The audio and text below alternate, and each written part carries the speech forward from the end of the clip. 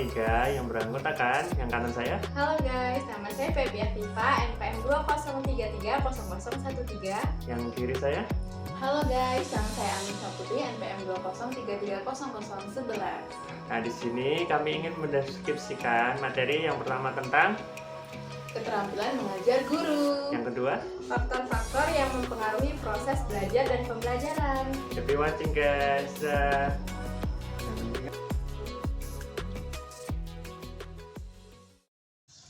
Keterampilan mengajar guru. Guru sebagai ujung tombak dalam kegiatan pembelajaran dituntut untuk memiliki keterampilan dalam pembelajaran. Hal ini seringkali menjadi beban guru, karena setiap kesalahan pasti dibebankan kepada guru. Namun perlu disadari bahwa keberhasilan proses pembelajaran adalah tanggung jawab bagi seluruh pemangku kepentingan seperti orang tua, kepala sekolah, dan guru itu sendiri. Nah, ada beberapa keterampilan mengajar guru. Yang pertama ada belajar. Belajar merupakan perubahan yang relatif permanen dalam perilaku atau potensi perilaku sebagai hasil dari pengalaman atau latihan yang diperkuat. Yang kedua ada mengajar. Mengajar adalah proses menyampaikan informasi atau pengetahuan dari guru ke peserta didik. Yang ketiga ada pembelajaran. Pembelajaran lebih menekankan pada kegiatan belajar peserta didik secara sungguh-sungguh yang melibatkan aspek intelektual, emosional, dan sosial. Kita sebagai calon guru harus memahami bahwa tugasnya adalah melakukan kegiatan pembelajaran.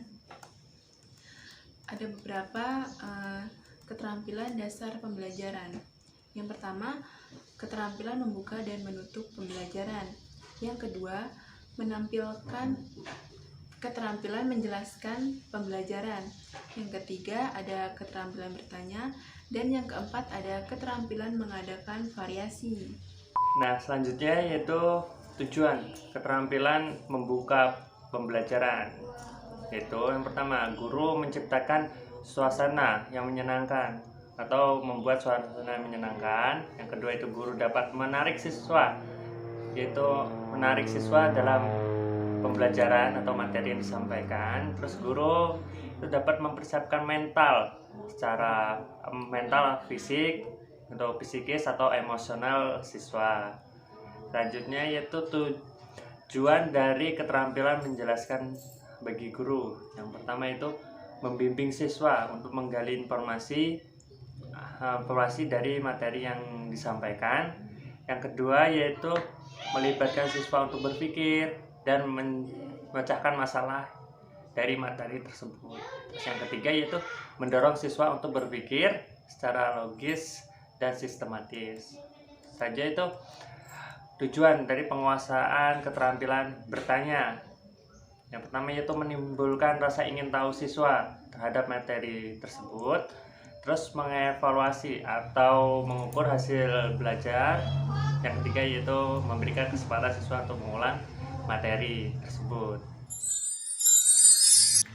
Faktor-faktor yang mempengaruhi proses belajar dan pembelajaran. Nah, yang pertama, konsep belajar. Belajar itu apa sih? Belajar itu merupakan suatu proses yang dilakukan oleh seseorang untuk memperoleh suatu perubahan tingkah laku. Selanjutnya yaitu faktor yang mempengaruhi belajar. Nah, faktor yang mempengaruhi belajar salah satunya menurut M. Surya yaitu ada faktor internal dan faktor eksternal. Nah, faktor internal sendiri apa sih? Faktor internal sendiri itu berasal dari tubuh kita, misalnya seperti penglihatan dan pendengaran dan lain-lain.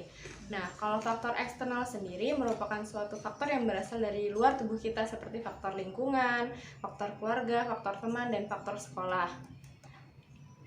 Nah, sedangkan menurut Muhyiddin Syah itu sama saja seperti yang tadi. Nah, tetapi Muhyiddin Syah sendiri menambahkan yaitu ada faktor pendekatan belajar, yaitu upaya siswa berupa strategi dan metode dalam kegiatan pembelajaran materi pelajaran. Selanjutnya yaitu ada makna pembelajaran. Makna pembelajaran itu proses interaksi peserta didik dengan pendidik dan sumber belajar pada suatu lingkungan belajar itu sendiri. Nah, menurut J-nya, pembelajaran dimaksudkan untuk menghasilkan belajar. Nah, situasi eksternal harus dirancang sedemikian rupa untuk mengaktifkan, mendukung, dan mempertahankan proses internal yang terdapat dalam setiap peristiwa belajar itu sendiri. Faktor-faktor yang mempengaruhi proses belajar. Yang pertama, faktor kecerdasan. Nah, kecerdasan itu merupakan suatu kemampuan seseorang untuk melakukan kegiatan berpikir yang bersifat rumit dan juga abstrak. Dan yang kedua yaitu faktor belajar. Yang dimaksud faktor belajar itu ialah suatu kegiatan, suatu semua segi kegiatan dalam belajar itu sendiri.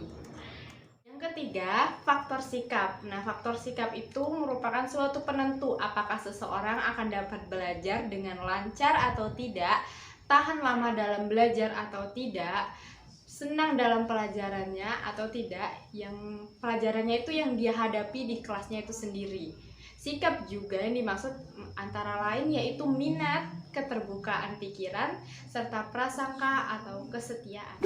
Nah, selanjutnya itu yang keempat. Nah, keempat itu faktor kegiatan. Faktor kegiatan yaitu ialah faktor satu, kesehatan, kesegaran jasmani, dan keadaan fisik, dimana yang kita tahu ketika kondisi kurang baik atau tubuh yang kurang sehat maka dapat mempengaruhi konsentrasi dalam belajar. Selanjutnya itu yang kelima, faktor sosial dan emosi.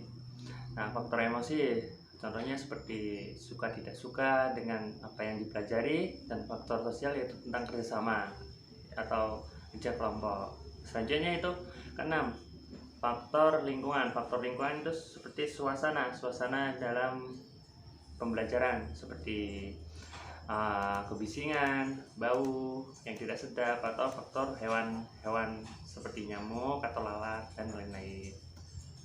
Itu selanjutnya itu faktor guru, dimana yang kita tahu jika guru kurang baik dalam menyampaikan materi atau kurang baik dalam mengolah suasana kelas, maka siswa akan sulit untuk memahami materi itu. Sekian deskripsi singkat dari kelompok kami. Jika ada salah, kami mohon maaf. Kami akhiri. Billahi wasabilil haq, sabiqul khairat. Wassalamualaikum warahmatullahi